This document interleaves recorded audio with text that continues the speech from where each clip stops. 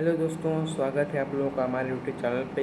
तो आज हम लोग का चैप्टर है एटॉमिक स्ट्रक्चर का दूसरा चैप्टर है development leading to the Bors model. यानी बोर्स मॉडल के बारे में हम लोग पढ़ेंगे, उन्होंने कैसे कैसे थ्योरी दे दी है। ठीक है, तो उसमें सबसे पहले आता है हेडिंग डाल लीजिए आप लोग, इलेक्ट्रोमैग्नेटिक रेडिएशन। ठीक है, इसमें आता है सबसे पहले इलेक्ट्रोमैग्नेटिक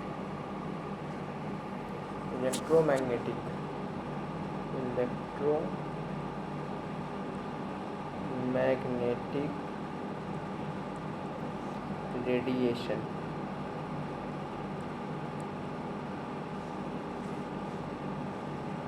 इलेक्ट्रोमैग्नेटिक रेडिएशन, ठीक है।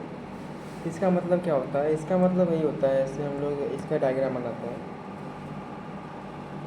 यहाँ पे इसका डायग्राम बनाएंगे तो आप लोग समझ में आएगा अच्छे से। ठीक है, यहाँ पे डायग्राम हम इसका बनाते हैं। इसका डायग्राम बनेगा कुछ ऐसे।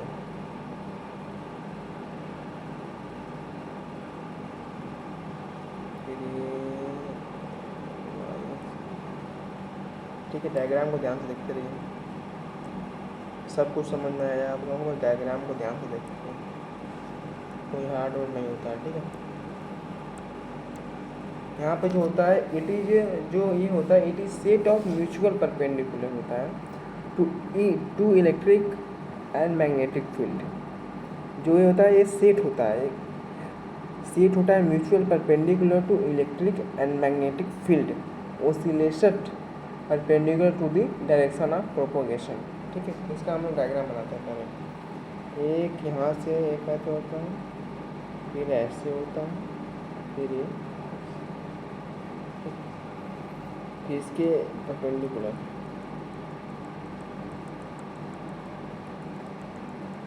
ठीक है, तो ये बड़ी वाली जो है इसको हम लोग कहते हैं इलेक्ट्रिक फील्ड। और ये वाली जो है जो थोड़ी इसमें ये है मैग्नेटिक फील्ड। ये इलेक्ट्रिक फील्ड है, मैग्नेटिक फील्ड है। और ये जो है ये वाली जो लाइन है इसको हम लोग कहते हैं direction of propagation. Direction of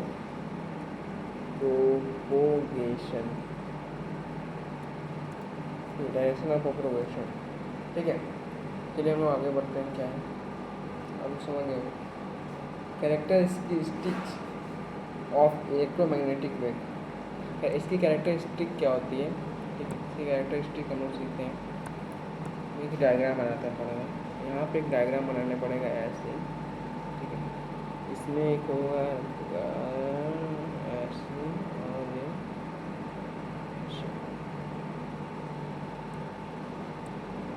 यहाँ पे ये जो बिंदु है, ये पॉइंट एक ये पॉइंट हो गया और एक हो गया ये पॉइंट। ठीक है, इसको हम लोग कहते हैं क्रस्ट, CREST, क्रस्ट। इसको हम लोग कहते हैं ट्रफ। इस वाले को हम लोग कहते हैं ट्रफ, इसको क्रस्ट कहते हैं, इसको हम लोग कहते हैं ट्रफ। ठीक है, इसमें बहुत सारी चीज़ें आती हैं, तो चलिए हम लोग एक एक करके सभी चीज़ों को हम लोग समझते हैं। ठीक है, चलिए हम लोग आगे बढ़ते हैं और एक एक करके चीज़ों को समझते हैं। चीज़ों को समझेंगे तो आसानी रहेगी आप लोगों को। इसमें पहला आता है, पहला जो हेडिंग डालते हैं इसमें पहला आता है वेव लेंथ।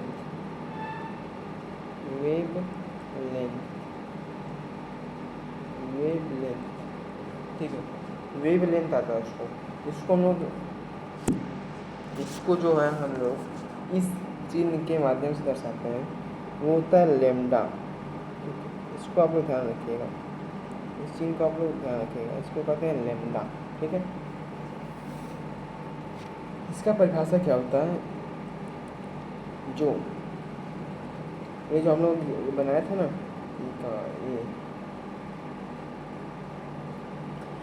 जो इन दोनों के बीच की मतलब क्रस्ट और ट्रफ, मतलब जो क्रस्ट और ट्रफ के बीच की जो डिस्टेंस होती है, कंजिक्यूटिव क्रस्ट और कंजिक्यूटिव ट्रफ के बीच की जो डिस्टेंस होती है उसी को हम लोग कहते हैं वेव लेंथ। ठीक है, दोनों के बीच की जो लेंथ होती है उसको हम लोग कहते हैं वेव लेंथ। ठीक है, दोनों की जो बीच की जो लेंथ होती है उसको हम लोग क्या कहते हैं? वेव लेंथ कहते हैं। ठीक है, चलिए हम लोग आगे बढ़ते हैं। आगे हम लोगों का है फ्रीक्वेंसी, फ्रीक्वेंसी क्या होता है इसको हम लोग पढ़ते हैं।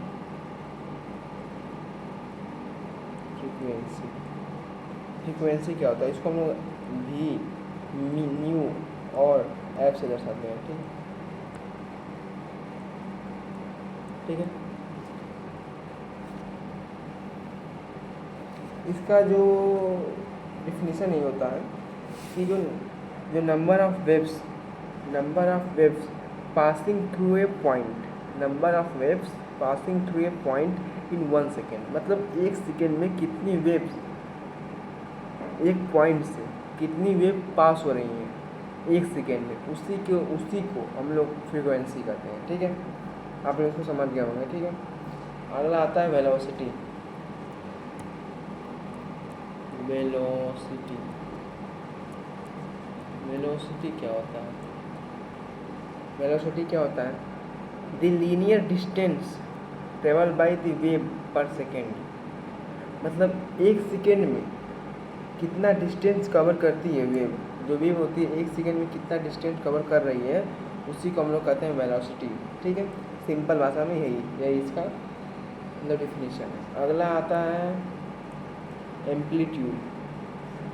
एम्पलीट्यूड, अगला है एम्पलीट्यूड, हेडिंग डालिए एम्पलीट्यूड। ये एम्पलीट्यूड क्या होता है? हाइट ऑफ क्रस्ट और depth of trough unit same as lambda. एक होता है wave number. Wave number,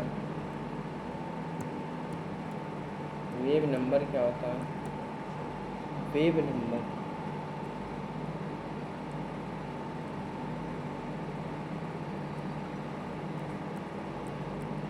wave number क्या होता है? जो इसको हम लोग बस सिंपल भाषा में समझिए कि reciprocal of wave length is called wave number. Reciprocal of wave length, बस इसको देखो, इसका फार्मूला हम सामने लिख देते हैं, आप लोग इसको ध्यान रखिएगा। रेसिप्रोकल ऑफ वेव लेंथ, इसका रेसिप्रोकल को हम लोग क्या कहते हैं? वेव नंबर कहते हैं। इसको थोड़ा ध्यान से देख लीजिए, reciprocal of wave length is called wave number. ठीक है, आगे आते हैं relation between frequency and lambda. ठीक है, रिलेशन बिटवीन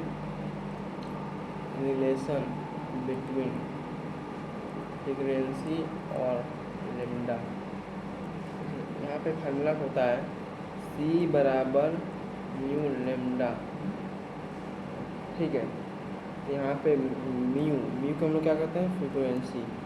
फ्रीक्वेंसी को हम लोग कह सकते हैं C by lambda. C by lambda हो जाएगा, C बाई लेमडा इधर चला जाएगा तो C ऊपर चला जाएगा तो C बाई लेमडा हो जाएगा। ठीक है, यहाँ पे हम लोग इसे क्वेश्चन करते हैं। एक क्वेश्चन हम लोग कर लेते हैं। क्वेश्चन करते हैं क्या? फार्मूला तो होता है C बराबर म्यू लेमडा। यहाँ पे ठीक है, यहाँ पे दिया मान लो वेव लेंथ दिया है 3000 एंगस्ट्रॉम। ठीक है, 3000 एंगस्ट्रॉम दिया है और C की वैल्यू सबको पता है कितनी होती है, 3 × 10⁸ मीटर पर सेकेंड। ये होती वैल्यू 3 × 10⁸ मीटर पर सेकेंड। इसने पूछा क्या है? इसने फ्रीक्वेंसी पूछा है। तो 1 एंगस्ट्रॉम का बराबर होता है 10⁻⁻10 metre.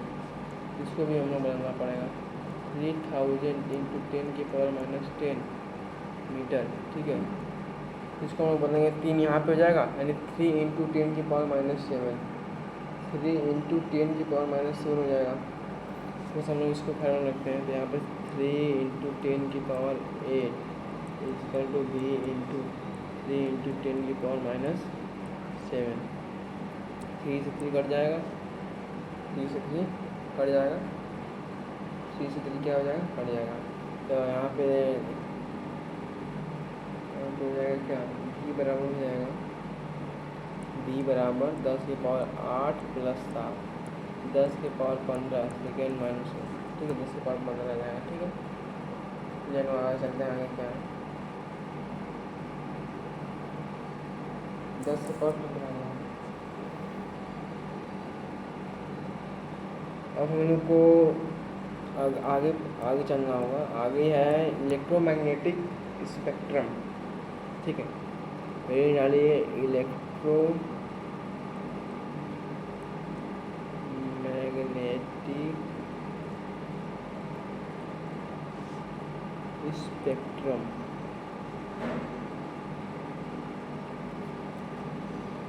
Electromagnetic spectrum, electromagnetic spectrum किसी भी मतलब फ्रीक्वेंसी को अगर हम घटाते हैं, मैं इसमें यही बस एक थोड़ी, अगर हम फ्रीक्वेंसी को घटाएंगे, फ्रीक्वेंसी को घटाएंगे तो वेव लेंथ जो है यानी लेमडा, लेमडा की वैल्यू क्या होगी, वो इंक्रीज होगी। उसको हम लोग वेव लेंथ भी कहते हैं। फ्रीक्वेंसी घटाओगे तो वेव लेंथ क्या होगी, बढ़ेगी। ठीक है, इसको आप लोग याद रखें। ठीक है, अब हम लोग का सबसे नया और बेहतरीन टॉपिक स्टार्ट होने जा रहा है, Planck's quantum theory. Planck's quantum theory, तो हम लोग कहते हैं Planck's quantum theory, Planck's quantum theory, Planck's quantum theory. ठीक है, इसको हम लोग समझने का एक तरीका यही है, the smallest pocket of energy that can be observe or emitted in the form of electromagnetic radiation.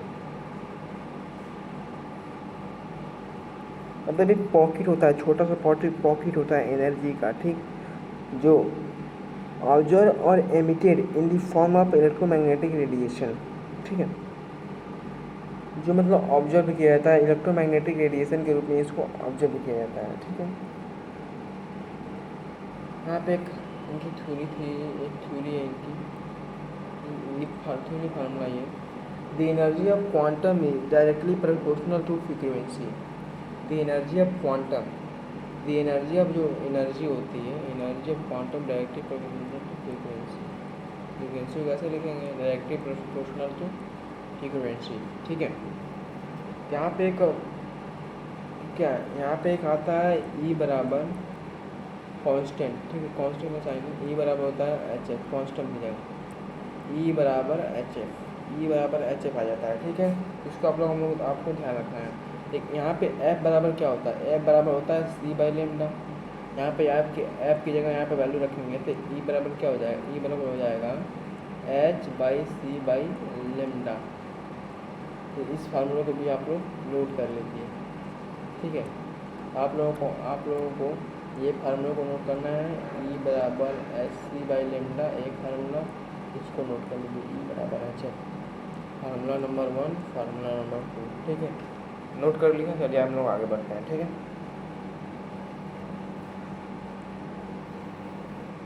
यहाँ पे हम लोग भूल गए एक चीज़ में, जो यहाँ पे होती है प्लांक्स कांस्टेंट, एच बराबर होता है प्लांक्स, और जो एच बराबर होता है प्लांक्स कांस्टेंट, प्लांक्स कांस्टेंट जो होता है, जो एच होता है इसकी वैल्यू होती है 6.6 इंटू 10⁻⁻34 जूल सेकेंड। ठीक है, तो इसको भी आप लोग इसको याद कर लेंगे। ठीक है, इस वैल्यू का यूज़ बहुत जगह होगा, तो इसलिए आप लोग 6.6 इंटू 10⁻⁻34 को याद किया जाएगा। ठीक है, चलिए आगे बढ़ते हैं।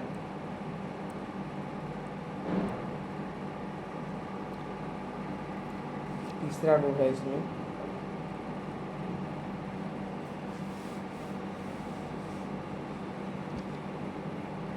यहाँ पे जो एक होता है फार्मूला ई बराबर एन एच और एफ, ई बराबर होता है एन एच एफ। ठीक है, यहाँ पे जो एन है, जो यहाँ पे एन है, इस फार्मूले को जब हम कर लेंगे, यहाँ पे जो एन है ये होता है एन बराबर number of protons, number of protons.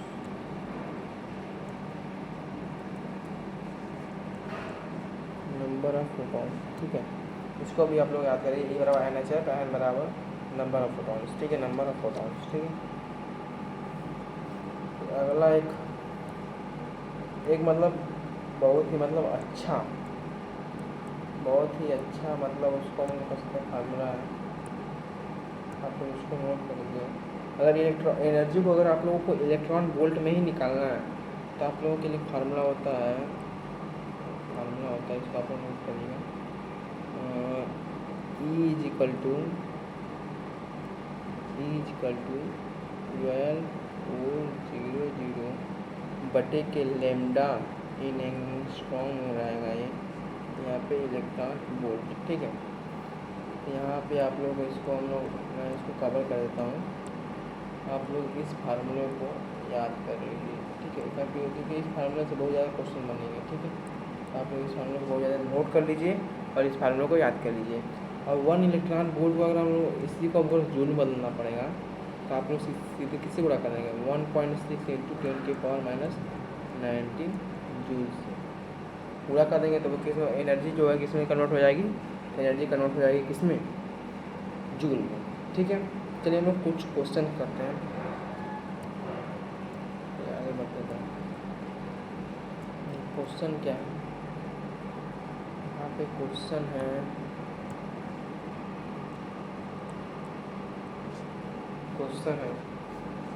Find the energy, इसमें एनर्जी को फाइंड करना है, find the energy one quantum की एनर्जी को फाइंड करना है, वन क्वांटम की जिसकी वेवलेंथ दी है, यानी लेमडा की वैल्यू आपको दी है 62 एंगस्ट्रॉम,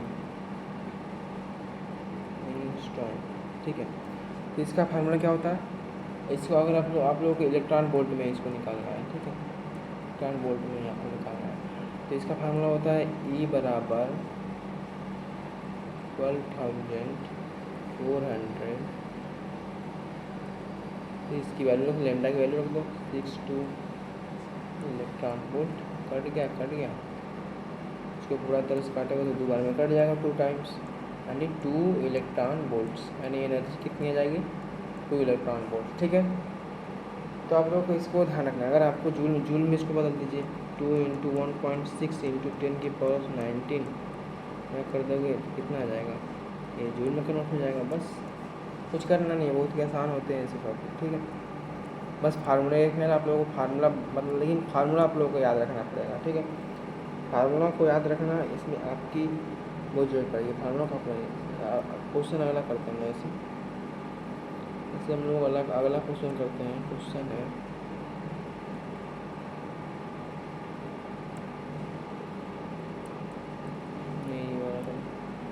क्वेश्चन हम लोग करते हैं, इसमें भी एनर्जी फाइंड करना है, वन मोल की energy, one mole photons, 1 moles photon की एनर्जी फाइंड करनी है इसमें, 1 मोल फोटॉन, ठीक है, 1 मोल्स फोटॉन, यानी इसमें n की वैल्यू दी है, फोटॉन्स कितनी 1 मोल में कितने इसमें हो जाएंगे 6 इंटू 10 की पावर 23, ठीक है, मान लेते हैं। और इसमें फ्रीक्वेंसी हो दिया है 10 की पावर 14 हर्ट्ज, फ्रीक्वेंसी दिया है और एन भी दिया और फ्रीक्वेंसी भी दिया है, ठीक है। तो इसका जो फार्मूला होता है इसको हल करने के लिए इसमें एनर्जी पूछा है, तो एनर्जी इसमें निकालने के लिए आपको क्या करना पड़ा, एनर्जी बराबर हो जाएगा एन एच और एफ, फार्मूला लगा दोगे आप लोग, इससे आप लोग का आंसर इजीली आ जाएगा। चलिए हम इसको करके देखते हैं। इसमें एन ई बराबर होता है NHF, ठीक है ना, NHF, तो एन की वैल्यू कितनी होती है आप लोगों को बताया था 6.6 इंटू 10 की पावर -34, ठीक है, और एन की वैल्यू दी है कितनी 6 इंटू 10 की पावर 23 और इंटू एफ की वैल्यू कितनी दी है 10 की पावर 14, ठीक है। तो इसको आप लोग हल करेंगे तो 39.6 इंटू 10 की पावर 3 जूल आएगा, ठीक है।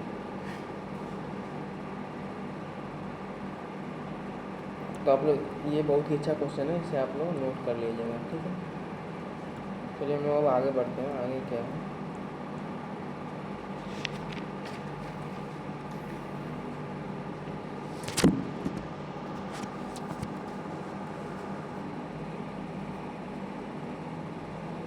आगे हैं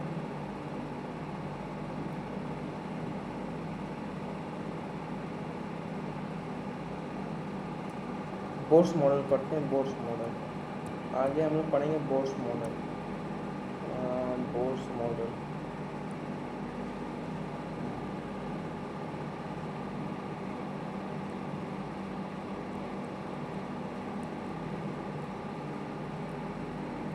बोर्स मॉडल मतलब बोर्स मॉडल किसके लिए वैलिड है?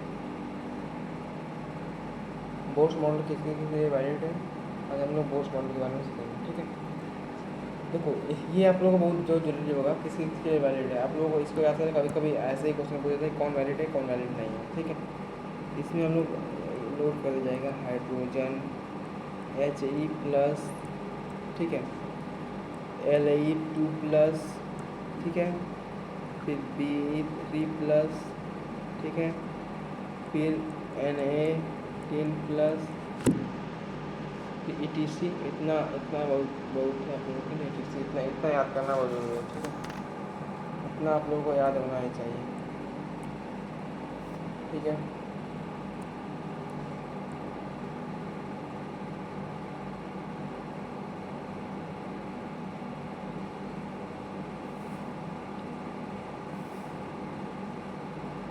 यहाँ पे एक होती है ऑब्जर्वेशन और इमिशन। ऑब्जर्वेशन और इमिशन, ऑब्जर्वेशन ठीक है, और इमिशन। ऐसे ये हम लोग ये दो है, ये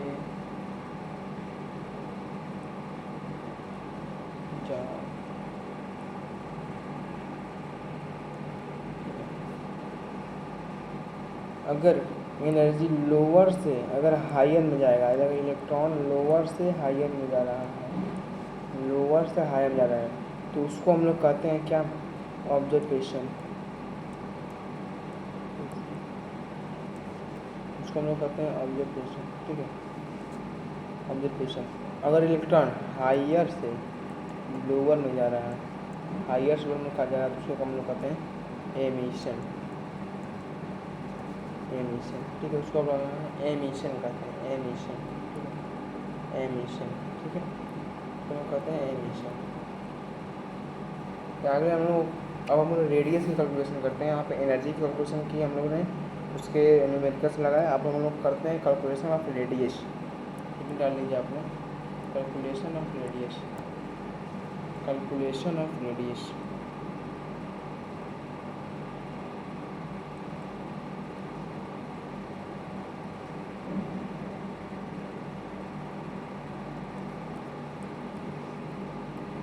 कैलकुलेशन ऑफ रेडियस, ठीक है।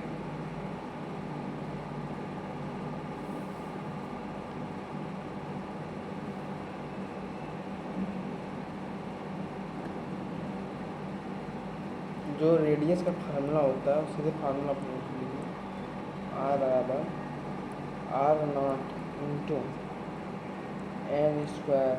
n²/z।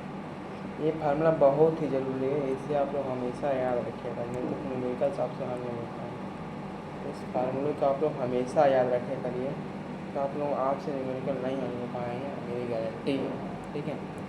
और R0 की यहाँ पे अगर वैल्यू पूछे तो यहाँ पे R0 की वैल्यू होती है 0.529, 0.529, ठीक है। ये जो होता है एंगस्ट्रॉम में, ठीक है, एंगस्ट्रॉम होता है, ठीक है ना, एंगस्ट्रॉम में, ठीक है। और फिर इस पर हम लोग न्यूमेरिकल्स कर लेते हैं। एक न्यूमेरिकल्स करने हैं तो इस पर हम लोग न्यूमेरिकल्स कर लेते हैं।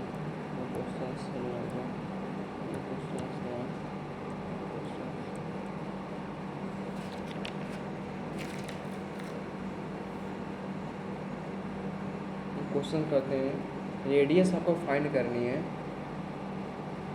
और इसमें रेडियस फाइंड करनी है आपको, रेडियस फाइंड करनी है। यहाँ पे जेड, जेड होता है क्या, मास नंबर, ठीक है। जेड मास नंबर दिया है, और number of orbital, number of orbital and दिया है 2, जेड की वैल्यू दी है 2 और नंबर ऑफ ऑर्बिटल दिया है 2। जेड की वैल्यू किसकी होती है 2, H I plus, H I plus, H I plus जो होता है उसकी वैल्यू, एंड जेड की वैल्यू दी है 2 और एंड की वैल्यू दी है 2, ठीक है। इसको हम लोग कैसे करेंगे, तो रेडियस क्या होता है, आर बराबर होता है और naught into Z N square बटे के जेड, ठीक है। तो और नॉट की वैल्यू होती है 0.529 इंटू एन स्क्वायर, यानी 2 × 2/2, कट जाएगा, एंगस्ट्रॉम हम ला रहे हैं इसको, तो आ जाएगा कितनी, यानी रेडियस आ रहा है 1 पॉइंट नहीं, पहले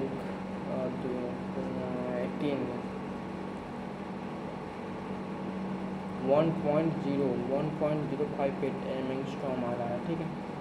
इतना आएगा, ठीक, 1.058 एंगस्ट्रॉम, ठीक है। तो आप लोगों को रेडियस निकालना आ गया होगा, ठीक है। चलिए हम लोग आगे बढ़ते हैं, आगे क्या है, आगे हम लोग का टॉपिक है वेलोसिटी। वेलोसिटी का कैसे फाइंड करते हैं, वेलोसिटी को फाइंड करने के लिए सबसे पहले आप लोगों को कहा गया, वेलोसिटी का फार्मूला क्या होता है, वेलोसिटी का फार्मूला होता है, वेलोसिटी का फार्मूला होता है, वेलोसिटी का फार्मूला होता है v = 2.18 into 10⁶ into Zn by metre पर सेकेंड, यही होता है, ठीक है। ये फार्मूला आपको हमेशा के लिए याद रहना चाहिए। यहाँ पे जेड क्या है, यहाँ पे जेड है मास नंबर, ठीक है। आयन क्या है, ऑर्बिटल, ऑर्बिटल वाला है, orbital 2.18 into 10⁶ into Z/n metre पर सेकेंड, ठीक है। इसको आप लोग याद रखिएगा। इससे हम लोग न्यूमेरिकल कर लेते हैं, न्यूमेरिकल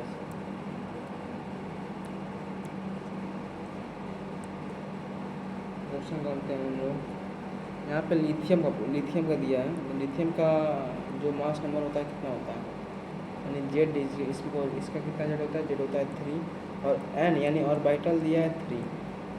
ऐसे पूछा है भी की वैल्यू, तो भी बराबर होता है क्या, 2.18 इंटू 10⁶ इंटू Z/n, 3/3 मीटर पर सेकेंड, तो इस कट जाएगा, यानी बी की वैल्यू आ जाएगी कितनी, 2.18 इंटू 10⁶ मीटर पर सेकेंड।